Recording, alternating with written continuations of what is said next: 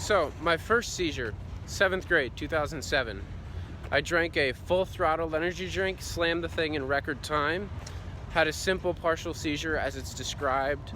The left arm, my left arm went completely numb, couldn't use it, it was useless, lost left eye peripheral vision.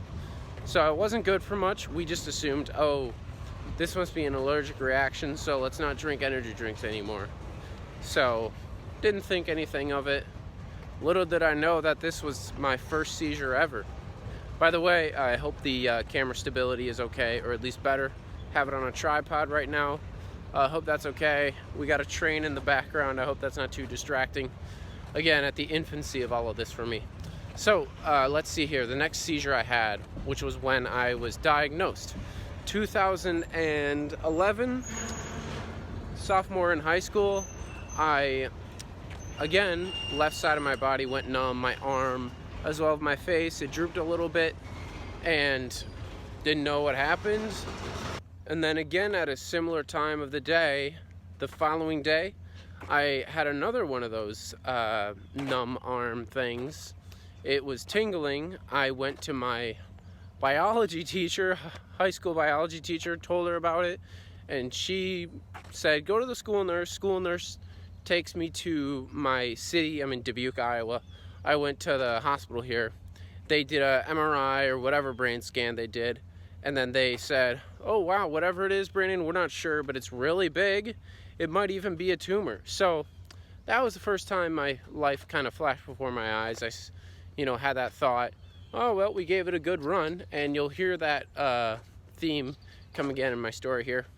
And they took me to the University of Iowa hospitals, and that's when my diagnosis was confirmed as a level 5 irretractable AVM, arteriovenous malformation. For those who don't know, that's when the veins and arteries in your brain don't line up according to size. So a large vein and a large artery are supposed to connect with each other so that they can transfer the appropriate amount of blood and oxygen, and then same thing with a small vein and small artery. But what I've got going on is small veins and big arteries flirting with each other, kind of like if you think of a really big extension cord meeting with an iPhone headphone cord. It's not good.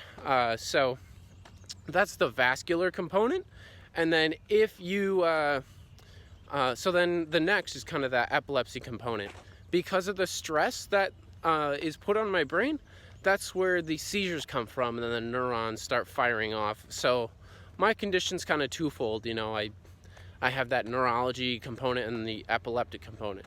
Great, 2 for the price of 1. Well, not really, because my medication is expensive. You all know that, whatever. Okay, so what's next?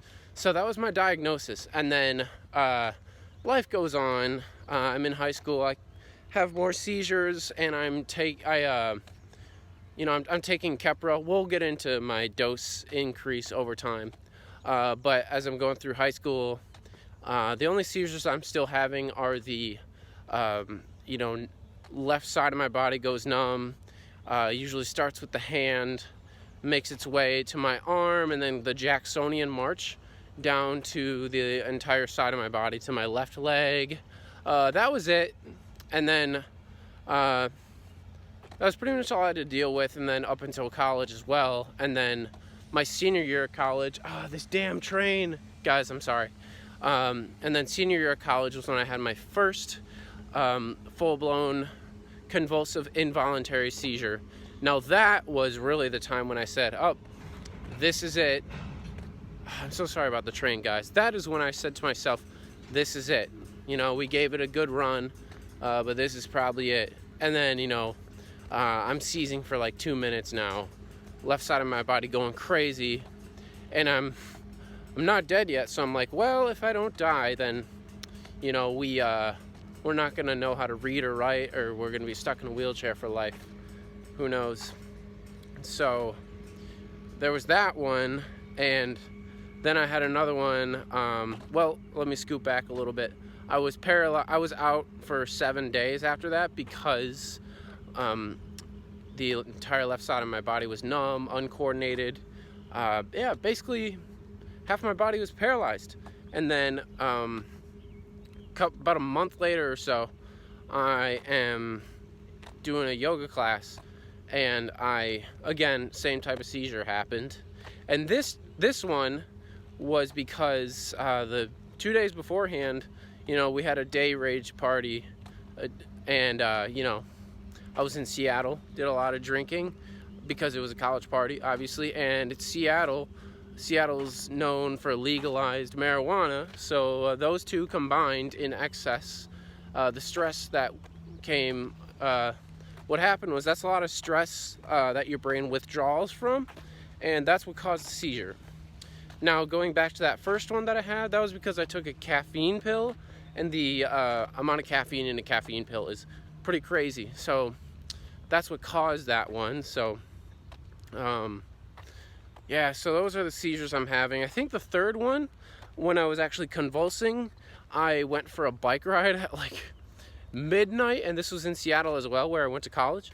It was like midnight, and I'm going for a bike ride. I went up a huge hill, and it was dark out. I'm going down a neighborhood road, and I start convulsing, and what I had to do was I had to strategically crash into someone's house, because I'm on a neighborhood road.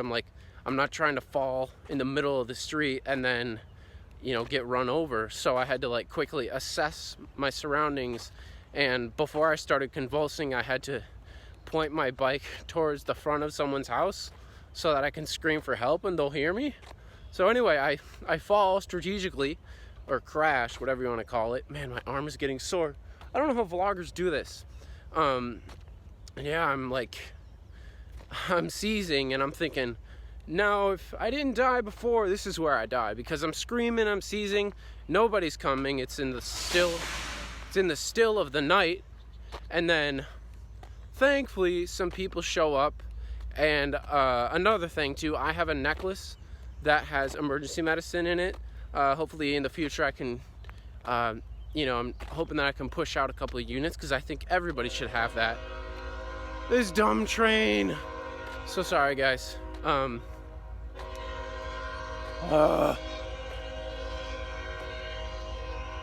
just edit that out.